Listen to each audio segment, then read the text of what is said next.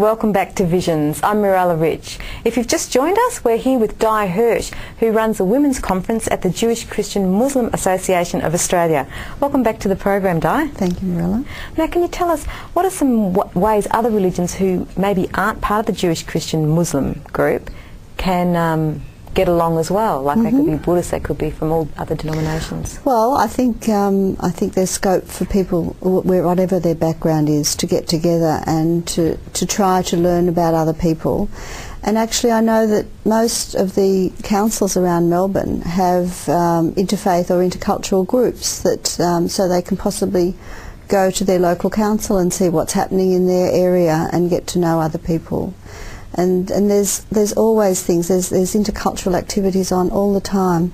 I actually think we're very lucky living in Victoria that we have a very rich multicultural community, and there is so much happening and so much support for multicultural events that involves interfaith events as well. It's interesting, isn't it? Because some people say, oh, we're such a lucky place, we've got so many different cultures to enrich us. And then some others will be negative and say, go back to your own country. You know, just opposites of views with people.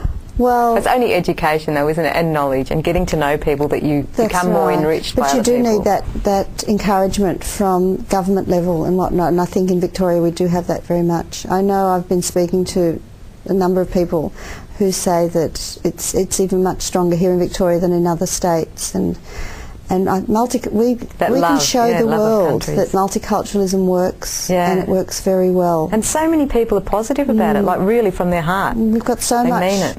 Yeah. There's so much richness in our society, and if you encourage it, then we all gain, we all learn. Yeah, it's nothing to be fearful of, and fear actually attracts fear, so just throw it out the window. It's of no use. That's exactly right. And say, for example, people who want to come to the JCMAA conferences, but for one reason or another they can't make it, they're too far, or for whatever reason, is there any way they can participate in their own lives? Well, for the women, I mean, we encourage women to come to our discussion groups. It's not just for the women who went to the conference, so they can go to the website and maybe send an email and say that they're interested to get involved. And we're always looking for people to help us. So, you know, if people find that this has struck a chord with them, then they're welcome to go to our website and to try and get involved with us. We'd love it. And you have pretty happy relationships with all the other women too, don't you? You laugh a lot. And oh, we had a great time. That's beautiful. And say, for example, if someone wants to become part of one of the religions, is there an opening in that door as well? Like, say, for someone wants to become a Christian and join the Christian group, or well, a Muslim we're not there to try and encourage people to join our religion. No, but if that happened, like outside, if someone sort of just said, how do I become, I suppose you would just direct them to, well, you go to see your rabbi or your... Oh, beautiful. And can you tell us a little bit about your own background? What's your studies been, and where have you worked in the past? Well, I'm Jewish. I was born in Sydney and came down to Melbourne in the 1970s. I've done quite a few things in my life.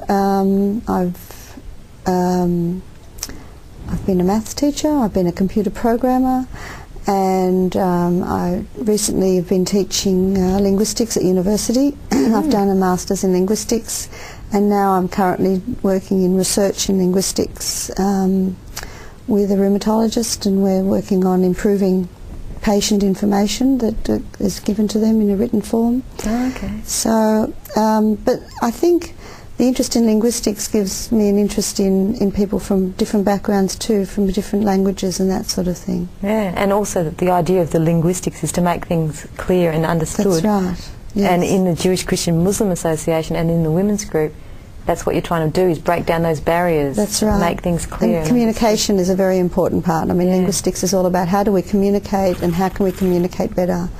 And that's what the interfaith work is all about too, communicating with each other, with people from different backgrounds to your own. And that's very important. That's beautiful, because you've got your masters in that, so you know you're very qualified to be in that area. And what's your vision? What would you say your vision is for a more just society and a more peaceful, harmonious world where we all get along? Well, I believe my vision is that people of goodwill will prevail and will come together for the good of all of us, and they'll be stronger as a group than those who want to do evil and who don't want who don't have the betterment of humankind as their main. That is feeling. So true, because goodness and doing good things brings you happiness. Whereas if you're doing bad things, all it does is bring you misery. That's right. It doesn't bring you any satisfaction. So the people, if they're doing bad things, they're not getting happy. Well, those people, I think, are just after power, and they're greedy, power-hungry people, and or lost. We need to stand up against those and say that's not what the majority of people want.